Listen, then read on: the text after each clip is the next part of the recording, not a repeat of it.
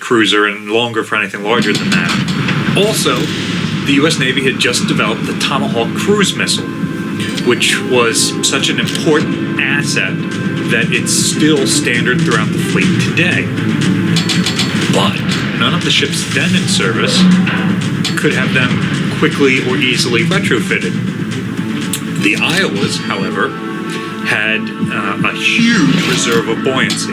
So it was possible to take these ships and drop armored box launchers, many of them, throughout the ship, and get these missiles to sea relatively quickly. And then that proved it was capable to bring back other than frontline cruisers and destroyers and drop a handful of armored box launchers on them, while we waited for the early Aegis missile and vertical launch tube equipped Ticonderoga and Arleigh Burke class destroyers, which could actually carry the sorts of batteries that were needed. But those didn't come around until the 80s, the later 80s and the early 90s. So the Iowas were a way to get these weapons to sea immediately and to test them.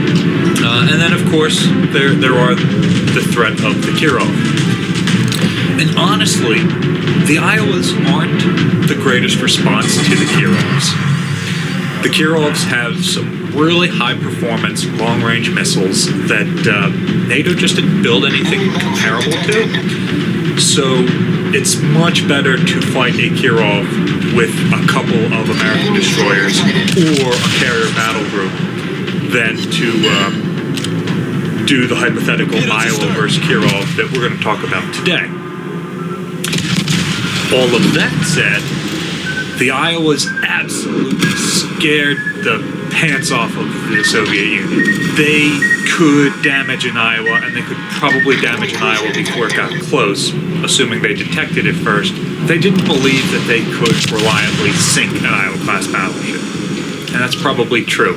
So, for this scenario, we're going to look at the Iowas in the 1980s, and we're going to think about it as a one-on-one engagement. One Kirov-class battleship versus one Iowa-class battleship.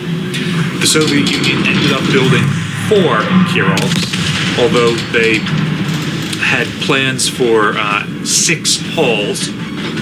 We'll get into that in a minute. And the United States Navy had 4 Iowa-class battleships in the 1980s, although they had originally planned to have 6. Not originally, but by the end of World War II, they had 6 hulls authorized.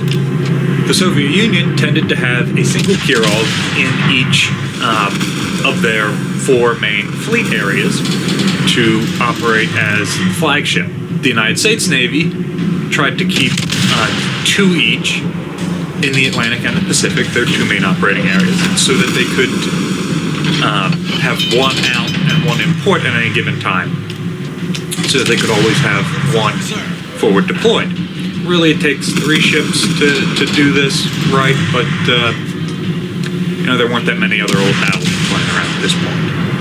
Another thing that the U.S. Navy gained by reactivating the Iowas was there are hotspots all over the world that the United States insinuates itself into. We are limited by the number that we can get involved with by the number of carrier battle groups we have. During the Reagan administration, there were 15 of these, of which 1/3 could be expected to be forward deployed at any given time. Another third was undergoing maintenance, and the final third was either in transit or undergoing training.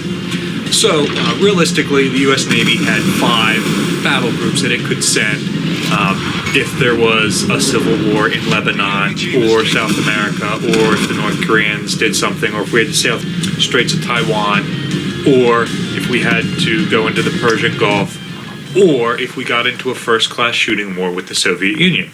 So by adding 4 Iowa-class battleships, you're adding 1 or 2 more battle groups, surface action groups in the case of the battleships, that can deploy. And the battleships are really great at forward deploying. A carrier has to stay a couple hundred miles off the coast. You don't actually see it there. The U.S. says that it deploys a carrier, but it doesn't make its presence known. And we have naval aircraft flying overhead. That's the way that you know it's there. But there are these specks hundreds of feet up. You wouldn't risk a carrier by sailing it into an enemy harbor. But you can take New Jersey and put it in Beirut Harbor, and then you've got a very potent symbol of American naval might right there that the people that we're trying to intimidate don't really have any good chance of destroying. And